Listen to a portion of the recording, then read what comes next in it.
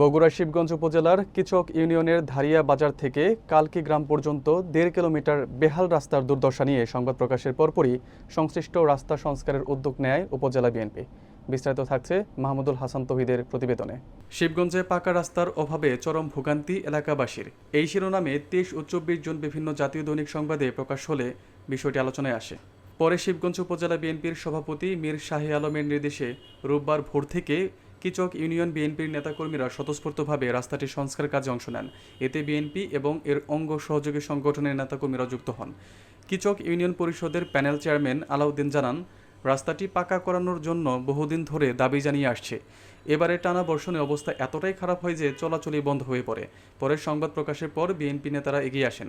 স্থানীয় নেতৃবৃন্দ বলেন, জনগণের কষ্ট লাঘবে তারা সবসময় পাশে ছিলেন এবং ভবিষ্যতেও থাকবেন। কথা মানে কি, এই রাস্তাটা সালম দিছিল ভাই একবার, বুঝছেন? দেওয়ার পর আমরা বান্ধা ধারাত কেন, ধারাত দেওয়ার পর সালম ভাই আমাকে সাথে গেল, দেওয়ার খানাটা দেখলো, দিরাজ মেম্বার একা বড় রাস্তাটা কাটা ফেল দিল বা হচ্ছিল। সেটা ইনশাল্লাহ আমাদের সুবিধা সালম ভাই করে দিচ্ছে। আমরা এখান থেকেই বড় হয়েছি, এখান থেকে লেখাপড়া করছি। আমরা ছোটবেলা থেকেই স্কুলে যাতায়াতের জন্য খুব কষ্ট করছি এবং বৃষ্টির কারণে স্কুলে যেতে পারিনি। এখন পর্যন্ত আমাদের যারা ছোট ভাই বোনেরা তারা স্কুলে যেতে পারে না।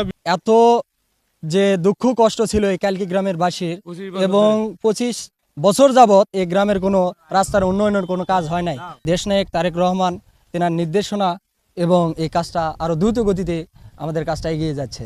দল বিএনপিকে আমরা অনেক অনেক ধন্যবাদ জানাই। বিএনপি পরিবার ওই জন্য কোনো কাজ হয়নি। এখন মীর শাহ আলম উনি ক্ষমতাতে আসতেছে, তার এক্সের নেতৃত্বে ওনার মাধ্যমে কাজ উনি সংস্কার করতেছে। আমাদের অবহেলিত গ্রাম আমাদেরকে মডেল গ্রাম হিসেবে ঘোষণা করছে। আমরা খুব দুর্দশা ছিলাম, 33 বছর পর্যন্ত আমাদের খুব লাঘব ছিলাম। আমাদের অজপরা গ্রাম রহমানের সাহায্যে এবং আমাদের মীর শাহ আলম ভাই সাহায্যে, দলীয় স্বার্থে আমাদের যুবদল, ছাত্রদল, স্বেচ্ছাসেবক দল সবাই মিলে আমরা নেতৃবৃন্দ সহ আমরা কালকি রাস্তার জন্য খুব মেরামত করার জন্য কষ্ট করতেছি। তারা গ্রামের লোকজনও চেষ্টা করতেছে এবং আমরা সংস্কার করার জন্য চেষ্টা করছি। আল্লাহর রহমত আমরা জানি যে 2-1 মাসের মধ্যে ওই রাস্তাটা পাকা হবে।